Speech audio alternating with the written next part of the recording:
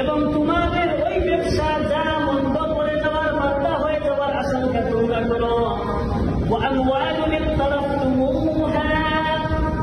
এবং তোমাদের অর্জিত সম্পদ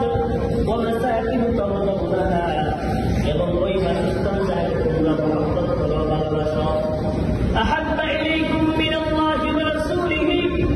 এই যে 8টা বিষয়ের কথা আমি বললাম, ওইগুলার চেয়ে যদি ওইগুলার মহব্বত যদি তোমাদের বেশি হয়ে যায়, মিনাল্লাহ